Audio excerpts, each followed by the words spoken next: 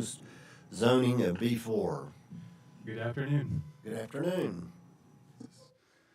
Yes, this is to rezone 13 parcels located along East Bernard Avenue from the M2 High Impact Industrial District to the B4 Arterial Business District. This was presented to the Planning Commission and recommended to you, the City Council. And the situation on this rezoning is there was a gentleman whose house burnt down last month, and most of the houses and properties that are located on East Bernard are being used residentially, but that creates a legal non-conforming situation because the M2 industrial district prevents residential use. So this gentleman had trouble refinancing to build his house.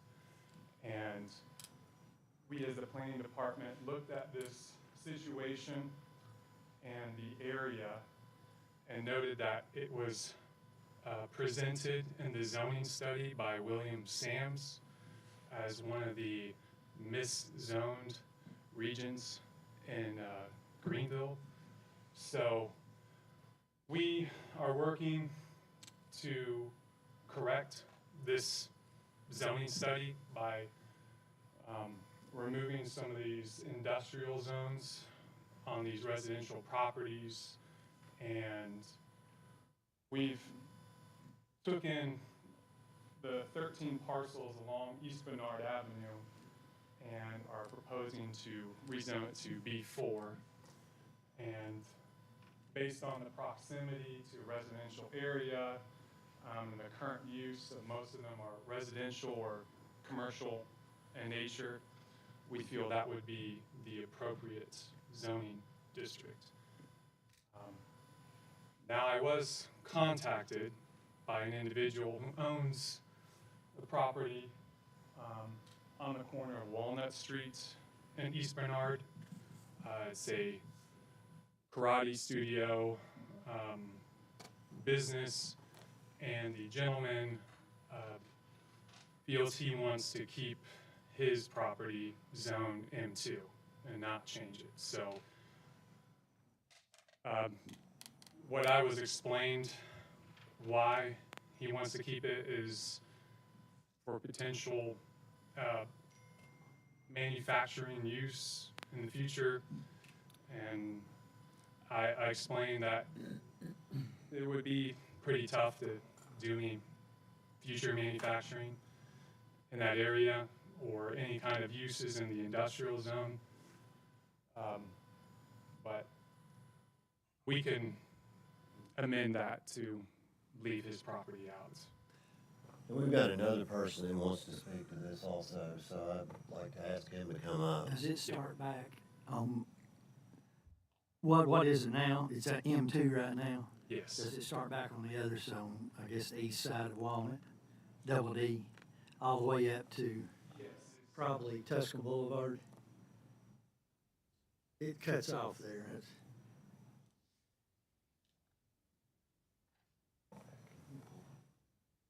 Yeah.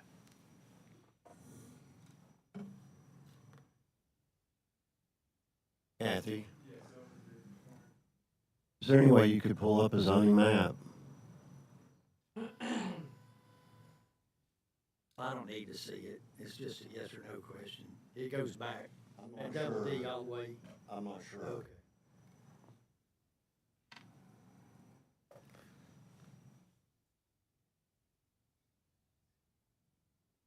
Justin, while she's pulling this up, this resident contacted you after our planning commission meeting when we originally approved it? Yes. Okay. Yes, contact. He did contact Randy the day after we put the signs out, and Randy explained to him the situation.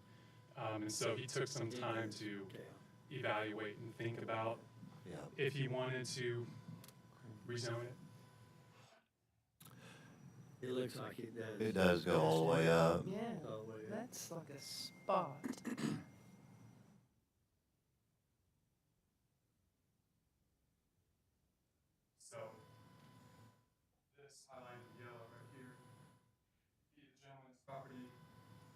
It's not coming over here. Oh, that, We're talking about Paul Love's place, right? Okay, Yeah. right there on yeah. So that wouldn't create a spot zoning situation, because that would still be connected to this end. Okay. That's why I was asking if Double D, we won't be spot zoning if we knock Mr. Love's off of this zoning. Got it. I'm gonna let, and I'm sorry. No. What's your name? Brian Jones. Brian Jones, Yes. okay. We own the property on the other end. The old Del Fasco building, the old wood ministry. And I don't think it was anybody's fault. I think we ended up finding out it was maybe the post office didn't get everything out in time, but we wasn't notified of any rezoning or anything going on. I just happened to hear it on the radio last week, and I did call, Mr. Justin, and he apologized. I mean, it wasn't nothing left out on purpose by no means, but,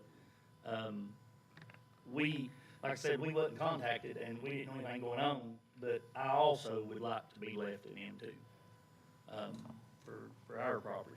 I don't want it changed. I think that it connects across the street to and it's M2. Yes.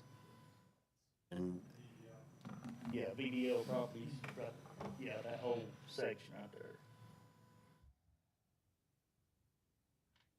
is that back corner R, I think that back corner is R, looks like.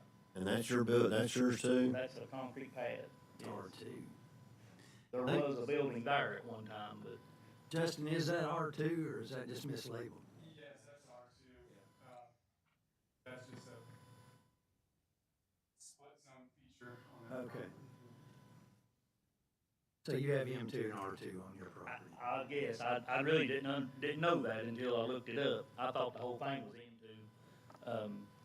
But until I looked it up and seen that little corner is R2.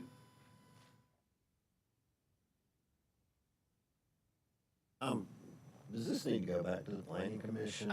It might, and I say that from the standpoint of, your planning commission is there to look at the future of the growth in the area. It's sometimes makes unpopular decisions, the planning commission does, but they're trying to look at the future of corridors, of growth of the area, and do we see that this is gonna be a manufacturing area, or do we see this as more business or residential area? Maybe they need to weigh in on that a little bit with that said, Justin, the gentleman that we're here for, who's trying to rebuild a house, I'd hate to really put him in a bind and not let him get some financing going on his house. Is he in a time crunch? Do you- Bert's been in discussion with him about rebuilding, I think. Yeah, it Is- would, the situation that he's in is that since we have a zoning restriction that prohibits residential in an M2 zone, it's not in compliance and your lending institutions look at that as something that's gonna hold up any type of mortgage or financing for him. So yeah, I mean, he, the sooner the better in his case. Is there any way we can Would it single be him out possible on to this? split them, do the 11 of the 13? Well, the problem with doing that is if we went with a B2 for just his parcel and those two parcels, then we would be spot zoning inside of that as a B4. The zones need to be adjacent to each other or contiguous with each other. They are in the rear, aren't they? That they are in well, yeah, we could bring the R2 forward Yeah. and put him in an That's R. what he wants, right? No, we were gonna put that as B4 down through there and Right. extend that over, from where Double D Tire is on the corner of Walnut and, West Bernard. Right. We were gonna extend that down through there. Now, something that's come up, and I wasn't aware of Mr. Love asking to have his stay M2, that may have a little bit of repercussion on the adjacency and the being contiguous. Now, I mean, it's a little bit of a stretch because we could jump the B4 across the street there.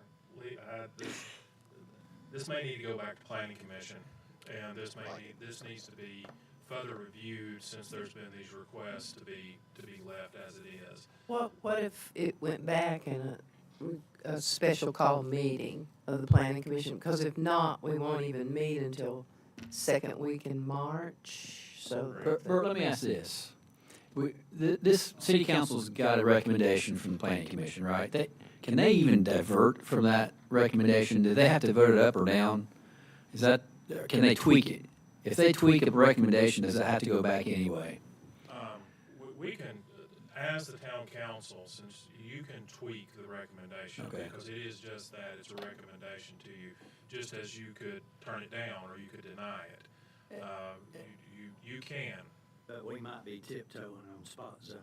You might if we be. do Yeah, it. maybe, We're there's some gonna things try- that have we're come up gonna that try I to get will. 11 of them, Yeah. so, and we don't wanna Hey, dive into that. Here's just a recommendation. The city council's got a recommendation for these 13 parcels.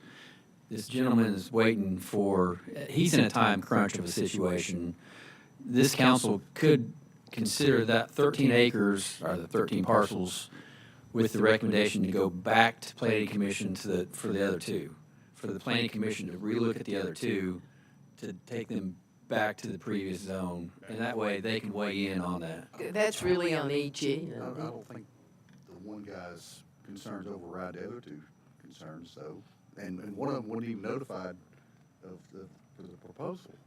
We missed getting him even notified where he could make his objection known before this meeting ever happened. And that's on us. So we need to relook at how we're notifying the people concerned, whether it's certified mail return receipt requested or what. But I mean, Brian and his family didn't have a clue. If he hadn't listened to the radio, he wouldn't know that. Right. And we just slid it through and. Legally, Councilman Ward, we're required to post the properties with signage.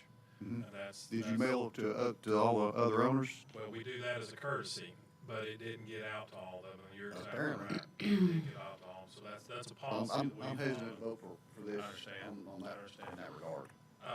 This is something maybe, and I don't know if this is possible, this is first reading. This is first reading of it. The second reading is, I guess, the public hearing where we could amend. Is this something that you could go ahead and pass on first reading? We could have a called meeting of the planning commission to modify the recommendation or see if the recommendation could work before it came back for a second reading.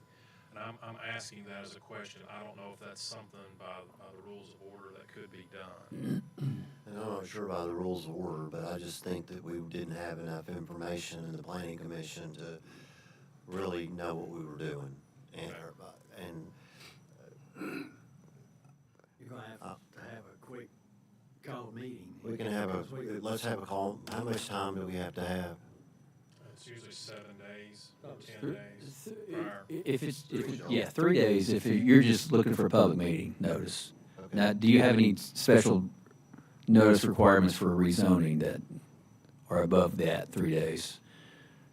Because you've got requirements for a public hearing, right? Yeah, that's 21-day public notice. Right. for the public. Okay. I'm starting to get just so that we don't, so we don't have something fall through the cracks or have any type of liability. I believe we just need to start over. I feel like that would be my recommendation to the board. We need to go and resend out these notices. And, And it's gonna leave this guy just sitting there though on his. it's gonna leave him sitting there. I can check, we can get a hold of him and see if there is some type of letter or something that we could generate.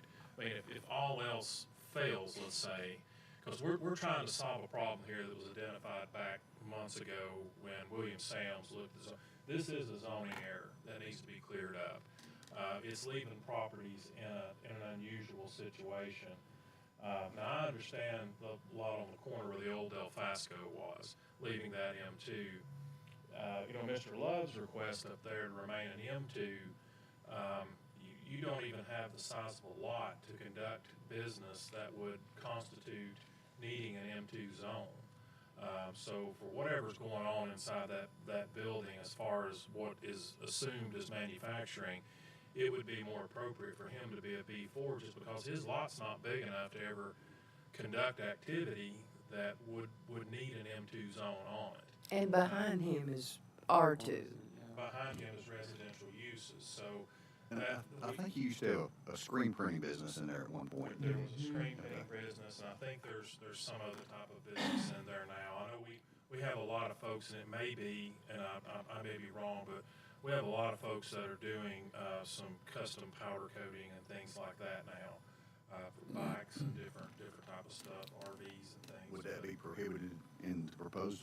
In the B4, it would not. In the B4, it would not. That might be a discussion to have with Paul then. Yeah, we Drive need to it go down. back and have a discussion. So, you know, if it come down to it where regardless of what happens, we could pull the R2 zone down and take this gentleman in. Okay. Follow what I'm saying there. We could pull the R2 down and that would solve all his problems. But yet we're still gonna have the miszoned area that the town has with residential and an M2 where eventually sometime down the line, people are gonna have something happen and maybe they wanna refinance a home, they wanna sell a home, something of that nature, that this problem's gonna come up again. Well, really, we could pull our, whatever our it is up there, on all the residential properties down there. Would And that, leave those two on the ends. and, because they're still touching the angle on both sides. I mean, so close. Essentially, we're having a conversation about what is the real role of the planning commission. This comes up every so often. But our planning commission is there to kind of project into the future what the city roles and responsibilities and land uses are. And so, planning commission, I mean, you have to weigh the input from the citizens, but you also have to kind of put your fortune or your future vision hat on too and say, what do we think is going to be here? Right now, it's certainly residential. I mean, that's the clear use of the property now. So their role is that, do we think that's going to continue to be residential, or do we think it's going to be something else? And what do we want to encourage in these areas? So I don't know if they had that kind of level of assessment or not in some of these requests, but we ought to be looking at that. We have been looking at this type of situation all over town. I mean, we did the same thing in West Main, and there were some people that were on the fringes that wanted to remain, and we amended them out and recommended it on here and passed it. This is similar, just Yeah. this happens to be on one end and the other.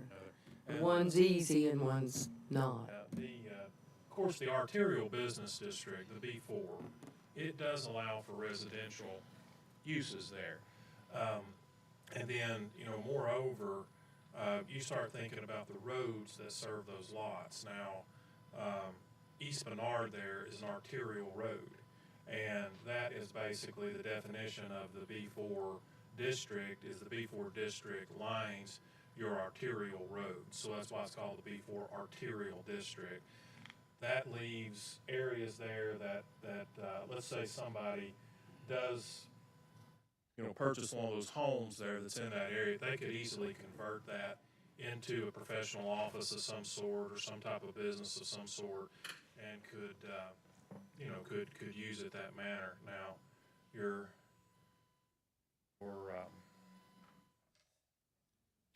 R2 would restrict, you know, that type of thing. It'd be very, very restrictive on any business uses you could Go have. back to Tim's question earlier on the upper end of Walnut. Is that B4 or M2? Upper end of Walnut, that's Above Walnut. Yeah, along Bernard, it goes all the way to Tuscan Boulevard. B4? Okay, And it's mixed, residential and business. Oh, okay, I understand what you're saying, yes. Double D Tire there on the corner of Walnut and East Bernard, that is where the B4 district begins, and it goes all the way up to Tuscan Boulevard. okay. Tuscan Boulevard is predominantly B4 arterial district too, Mayor. It begins, so what we're talking about rezoning is also B4, correct? Right now. No, it's M2. Oh. M2 That's in now? the Okay, M2. it's all M2 now, I'm sorry. Thank you. And Kathy, if you could move that map and show West Bernard. Then your arterial district picks back up on West Bernard. When this was originally zoned, you had an operational Del Fasco plant there, and then across the street, I'm not exactly sure what that manufacturing facility was It was previous. elastic plant. I'm sorry, Elastic? elastic plant. Elastic So plant. we But- had But what is manufac- that now, Bert? Auction house. There's an auction house, and they No, also. no. What is the zoning for it? It changes colors. It's M2. Is it? M2 for the elastic plant, yeah. There's some services that are provided in there to some print technologies. You're against yours being rezoned for what reason? I mean, it looks like you could do what you wanted to with this zoning. I don't know, it's what Oh. I can do and what I can't do. Well, maybe I we, don't have time to yeah, I go understand. over everything, you know what I mean? Yeah, you need to talk to I Bert mean, and when we see. purchased it as M2. Yeah. I'd like to leave it that way. That's the That's the old Del Fasco. Old Del Fasco. Yes. Okay, well, I mean, I didn't think that the old Del Fasco was included in this rezoning, but it was? The whole corridor? The whole corridor, okay. Well, the property's split now, Bert. Yeah. Yeah, it's split with an R2 on that parking area. So can we pass it in first reading and leave Love and Brian out? Is that a problem? That way it gets the ball rolling for you to have a called meeting and then us to meet on March 4th and have the hearing. And get this guy rolling with his loan or whatever he needs Yeah. to build back. If we can amend it to where we're only doing those 11 properties, That's what he just said. and then we can deal with those other two at some point in the future, once we get a chance to talk with Mr. Jones and with Mr. Love. I don't know why that's R. And I think that you need to make I mean, We can't That's see gonna what be you're another pointing day. at. that concrete pad. this one section on my property is R, I didn't know that, and I don't know why. Maybe there's a house there. Well, No? that's always Del Fasco. Yeah. That's a building there, that's a concrete pad that they had a building on. And is there any way to make that into for my whole property? And like I said, I don't have a problem with all that before, that don't bother me. I don't think it'll be this time, but. No, that's fine. I mean, I'm just That'd be a request. Planning commission. Yeah, did the planning commission consider Yeah, you could do that. changing the whole property to B4 or just the M2? Just to be for. That's a problem too, isn't it? Here's- Could, Can M2 and R, is it R2? Yeah, can M2 and R2 be adjoining? yes, that is going to get into, and of course, I'd have to refer to our zoning ordinance. If you have an R2 adjoining an M2, then you're getting into buffering requirements between them. Whether it be vegetation, whether it be fencing, whether it be that type. Now, the reason why that doesn't exist there at this point is, those regulations were put in on the buffering requirements after, the regulations were put in place after the zoning was applied to the area. So there would not be, we can't retroactively go and enforce regulations we put in place once it's already Grandfathered. legal nonconformity. But any future industrial development would, if it was redeveloped. Yeah.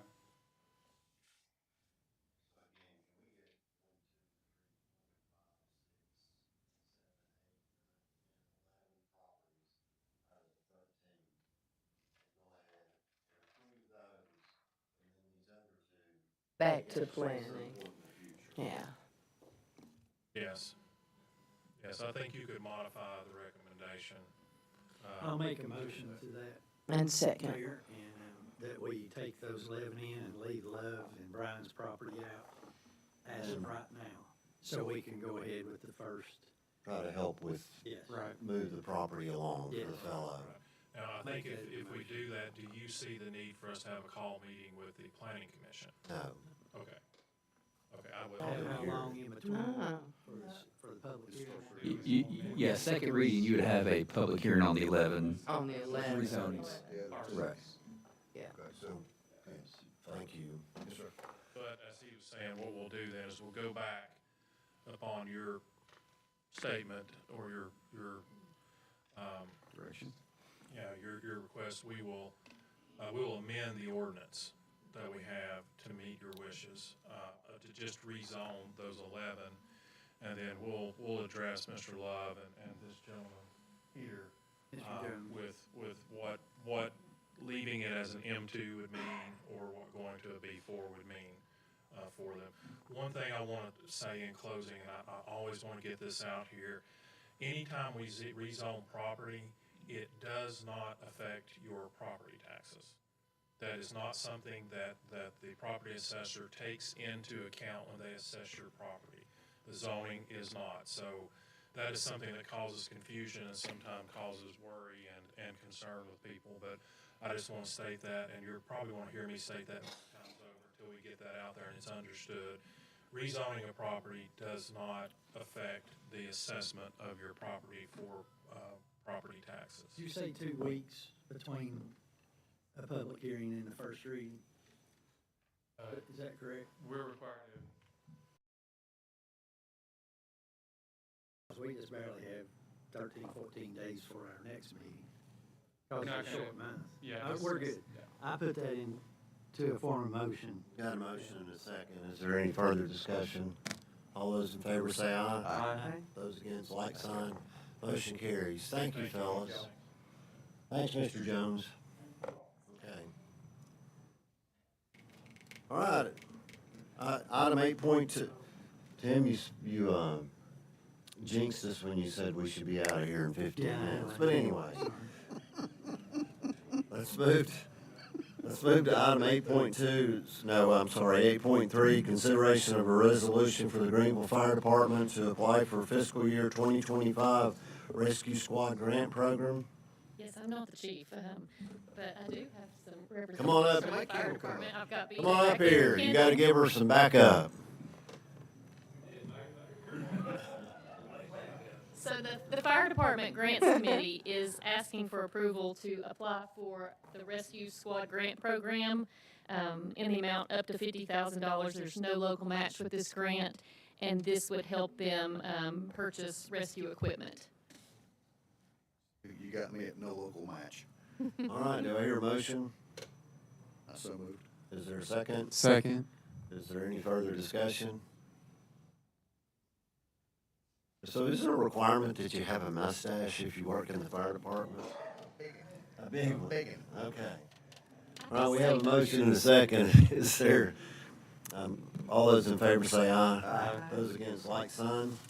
Motion carries. Thanks, folks. Next is item 8.4, is consideration to approve updates to the town's travel policy. Okay, I'm gonna be real short and sweet, so if you'll go to page, 21, that's where the changes, are highlighted for you, the major changes.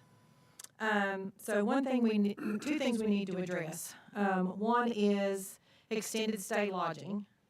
So this language in here permits extended stay lodging, such as VRBO. And so, we do have conferences that are a week long. These conferences, now everybody's traveling, sometimes the conference hotel's not available. And so, especially the week longs, we've had questions come up, can we stay at a VRBO? And so the wording in here is best practice. If you wanna change it, we can change it.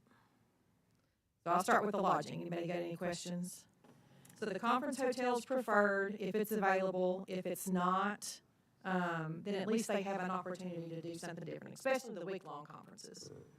Should there, oh, I'm sorry, go Go ahead. ahead. No, I was just gonna ask, should there be some language in there to, maybe address like a price comparison rather than just proximity? So if your conference hotel is the JW Marriott and it's $300 a night and it's booked, and you go across the street to stay at the Hilton Garden Inn and it's $450, $500 a night, like, because that's the closest one. But if you go 2 or 3, blocks over and there's another one that's less expensive, should there not be maybe some language that it should be not exceeding the conference rate? It is sort of to that. If you go back to page 20, one of the standard languages in all of the state of Tennessee travel policies that's recommended is we go by the GSA lodging. Right, Okay, and so that's usually what the conference hotels are doing. They're going by GSA lodging. The other part to that is if a conference hotel is not available, a lot of times the organizer will offer alternatives at some point for that, and it's usually comparable to that. Right. Well, I've had personal experience with travel, and it's, if the conference, they'll only list 2 or 3 options out of what are considered conference hotels, but if it's, if you choose something that's not on that list, typically they want it to stay within the CONUS rate, so it's like the federal rate. So I just didn't know if we wanted to have that language in there. Your question's similar to mine. Yes. Is that should the VRBO option be tied to like the GSA rate or the conference hotel rate? And that's perfectly fine.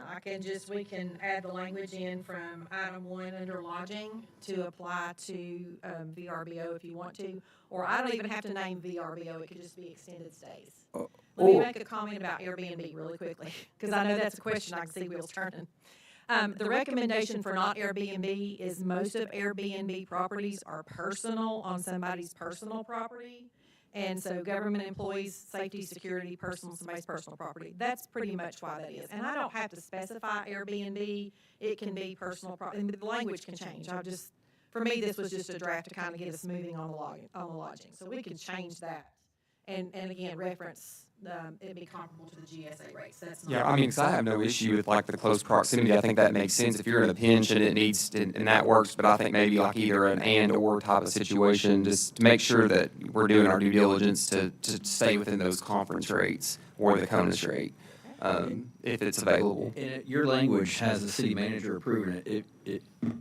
If I'm making that decision, I'm going to ask them to do a comparable VRBO, Motel 6, right? And I will say this, so the original document, the language actually says everything, the only part that I changed was the extended stay lodging. So if it's something other than a conference offered hotel, that language was already in there. Well, I also think Todd's point, we're not sending people around out every week. No, So we're not. it's really gonna be up to him, so. So do you want me to add the language in there about just the comparable rates to the? I think we should, just to be on the safe side. That doesn't hurt. Okay. And then we trust Mr. Smith's judgment on the rest. Any other questions on the lodging? Go back to that. Okay. So under the meals and incidentals, this really is the biggest one. And I have to give credit to a couple of the ladies in the finance department who handle all the travel reimbursements. It is common practice to issue per diem on the front end. Right now, everybody brings their receipts in for their meals and we reimburse on the back end. So if they're gone for a week, they're doing this. And it's on the employee to prove that they actually had that meal. The way per diem works and the way this is worded is it would be issued 2 weeks before the conference, no less than 2 weeks before the conference hotel. That would be our practice, the conference. And in order to get per diem in advance, your supervisor needs to see, and we would follow up with that, is the conference agenda or brochure. And those 99% of the time are going to clearly define what meals are provided and what meals are not. So we know to give you meals for the GSA rates. And there's no reimbursement on the back end. Most people meet or exceed their meal limit for the day anyway. And so I passed this through our auditors when they were here. Again, this is the common practice, is just to go to a per diem. for conferences, they still have the option for reimbursement. We did not completely remove that language. If they prefer to do that, that's fine. But in order to get it, again, the criteria is you have to provide your conference brochure, or agenda. And that's how the meals will be calculated and determined. And so these estimates would go on the travel authorization before it's all approved? Yes. So what I did was, rather than just the reimbursement form, there's actually an abbreviated form that looks very similar, where they can request it on the front end. If you don't request it on the front end, is it okay to get it at the? It absolutely is. Okay. That's not changed, but we have had a lot of requests for this, especially when we've got the week-long conferences and things like that. So, Okay. questions or comments about that? I think per diems make a lot more sense because you know what you get, and so, are those the two things? That's it. That's other than, Takes it off the employee and actually cleans it up for them too. Makes it easier for everybody, yeah. Trying to do it after, isn't it? what, it can be difficult. I mean, if they're gone for 4 or 5 days, you know, there's receipts that are gonna be lost, and then if they want reimbursement, it's show us on your bank statement, so they're having to redact numbers, and it's a lot. It's just a lot. And again, now that everybody's back to traveling in person to professional development and training, and those requirements are increasing for all of us, for certifications and those sort of things, it was just time to do it, just to make more sense. And is there language in here if something comes up, if you're scheduled to go to a conference, you get your per diem, and then the day before something happens and you can't be there, what's the process to get those funds back? Let's say they missed the conference. I don't think there's anything in here, as far as that goes. Communication with the department heads, when we kind of went over this, that question came up with them to get some feedback. That has come up. It basically, that money would come straight back to the town. It would be no different, than if we reimbursed you and, later you just go, oh, you know, I shouldn't have got that reimbursement. You just owed it back to the town. So. And to that point, lots of times if we have somebody that can't go, usually somebody else in the department will step up and go. Just need to make sure they get the money for per diem. Yes. Then on page 23, there's another yellowed.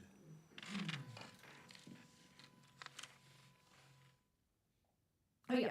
So that just kind of follows up, that's the language with the per diem. So if they receive per diem and they don't actually spend all of that money, there's no reimbursement to the town on that. Again, most of the time, they're spending that and then some. Because the rates, I mean, they're not Not astronomical. So, I'm used to ETSU's rules. That's the same.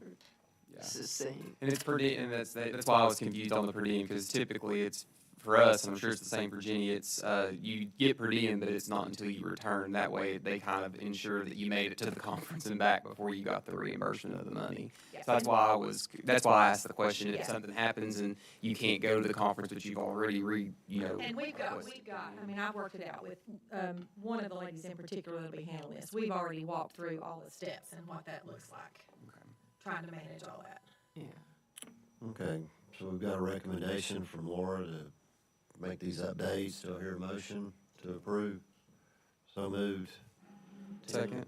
It's second from Matt. All those in favor say aye. Aye. Those against, like sign. Motion carries. Thank you. Thank you, Laura. Item 8.5 is project updates from Greenville Water Commission on TDEC ARP grants. Ms. White?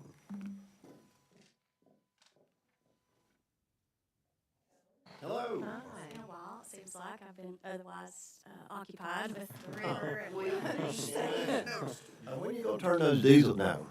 Believe me, I'd love to tomorrow, but, back in 2022, I think that's when it was, the ARP money was approved for us through the town.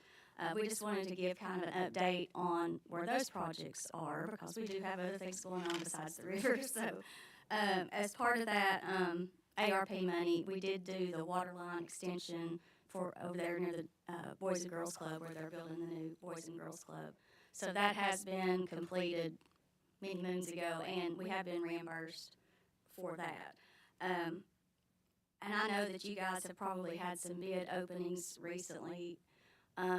Bids are coming in really high right now on all construction projects. So that has been what we have seen. So we did bid out the sewer rehab project through the AR that we were funded through the ARP for.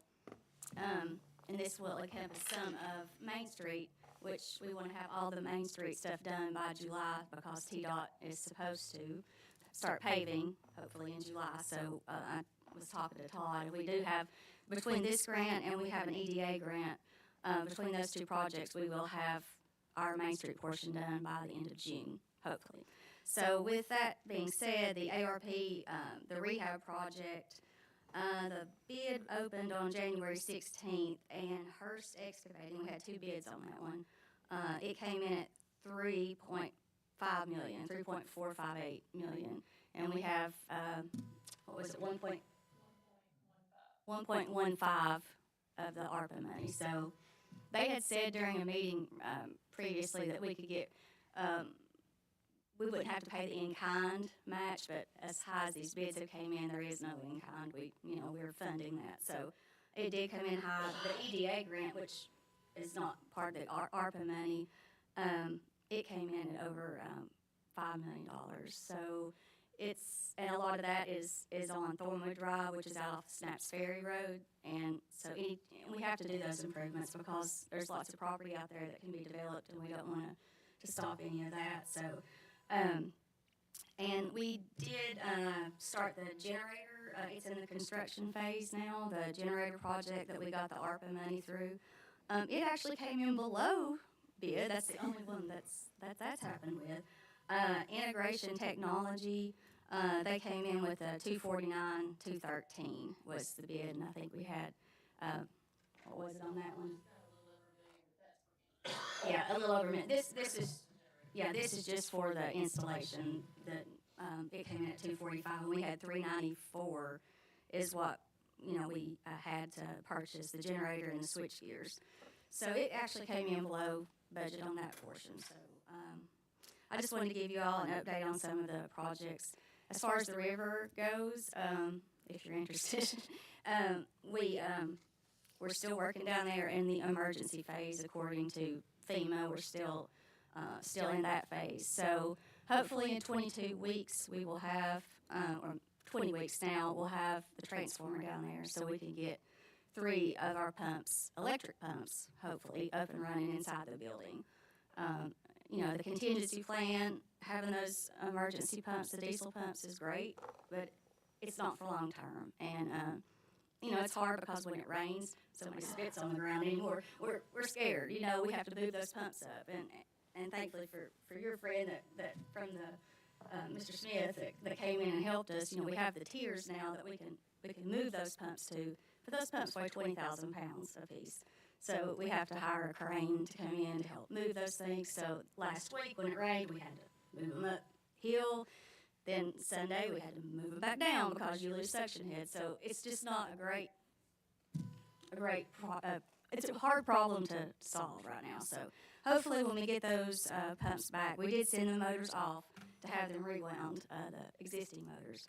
It may not be a permanent solution, but at least it will get us in the building and off the side of the riverbank. So that's where we are with that. And if y'all have any questions, How much are you spending right now, pump rental, and hopefully some of it will be paid back, if not all, and diesel? $300,000 a month. And we're having to fund that all out of pocket. We have not gotten any reimbursement from FEMA or from the HEAL money yet. So From the HEAL money. loan, yeah. We're working on an agreement right now with the county. The HIL loan is the 0% for 10 years, or can you not? The money is with the county. Okay, the county does have the money. They've had it since November, I think, but we're doing it. They've gotten an agreement together with us now, and Ron's looking over it. So the Greenville Water Commission's funding that right now. How's your cash flow? I'm sorry. How's your cash flow? Dwindling. It is It's dwindling. fast when you're spending $300,000 a month. Yeah. So, and like I said, we've got all these matches to make as well on these sewer projects, because they have to be done. You can't Band-Aid them anymore. So we're just cutting it back, you know, to necessary stuff, no new vehicles, no this, no that, so, you know, it's just gonna be it's hard to budget this year because there's so many unknowns. I mean, with bids coming in so high, lead times so long, you just don't know what you're gonna get into, so just be patient. Do y'all have any questions for me? Thank you, Laura. Thank you, guys, I appreciate it. Thanks, Laura. All right. Item 8.6 is consideration of vacant seats on town boards, commissions, and authorities. Todd, you want to? Yeah, let me address this. Through our attendance policy, we've had some openings on some boards, and these boards, we deal with boards that are established by the city ordinance, and we deal with other boards that are established by state law, state statute.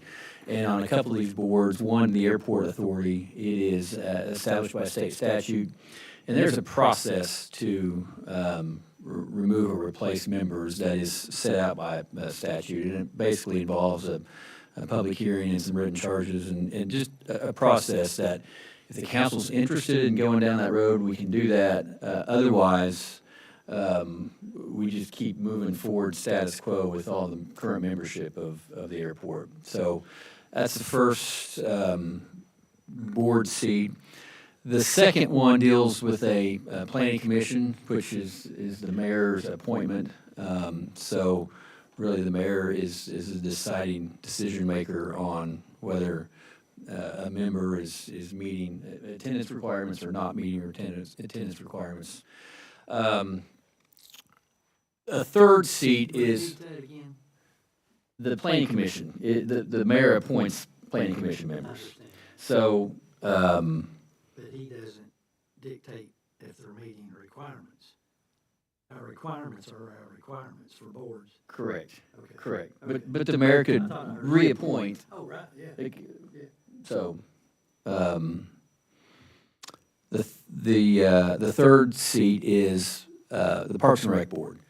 And the Parks and Rec Board is determined by this board. There is a vacancy on it, and what I consider to do and recommend is that we just go out and advertise as we normally do for a vacant board or commission and see if there's any interested parties. And then the Parks and Rec Board makes a recommendation to the city council, then you make your final approval for Parks and Rec. So if you're okay with that process, that's kind of a normal status quo process we do for any vacancy on a board or commission. The fourth board is a historic zoning, which is a designated city council member that the city council appoints as representative of the city council to the historic zoning commission. And that's really maybe the one action that this board wants to take today, is just confirming or reappointing a member to the Historic Zoning Commission to represent this body for the commission. Am I right? Is that confusing? It confused me. It took me a few days to kind of work this out with Ron Woods. Would anybody like to express their interest in the Historic Zoning Commission Board? Well, then, I can make it. I recommend. I can make it. okay, we have a recommendation from Matt. Second. Any further discussion? All those in favor say aye. Aye. Those against, like sign. Motion carries. Do I hear a motion to adjourn? Motion to adjourn. Second. Okay, all those in favor say aye. Aye. Okay, y'all get to stay. We got a beer board now. I can't believe you're leaving, Butch. Butch, where are you going? Okay, Right. all right. I'd like to call this meeting. Thanks, Andy. I appreciate you coming. Preacher said you're talking about beer, I'm leaving. Yeah. See how this goes. Oh, this camera for 2 days.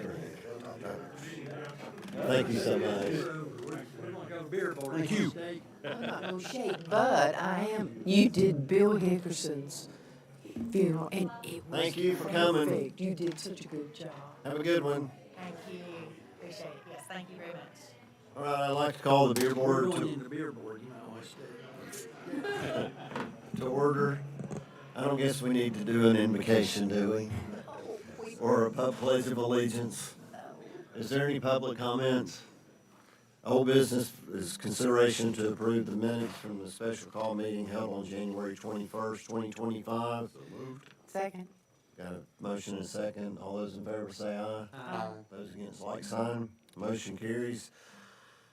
New business is consideration to approve an application for a Class C special event beer permit for the Greene County Partnership to host Brewfest, a one-day event on Saturday, May 17th. Good afternoon. Good afternoon. Chief's paperwork says there's no conflicts with any ordinances, and he requests that it be approved. Okay, we've got a recommendation to approve. Do I hear a motion? moved. Second? Second. Any further discussion? All those in favor say aye. Aye. Those against, like sign. Motion to carries. adjourn. Okay. Second. All those in favor? Show me by your feet. Aye. Thanks,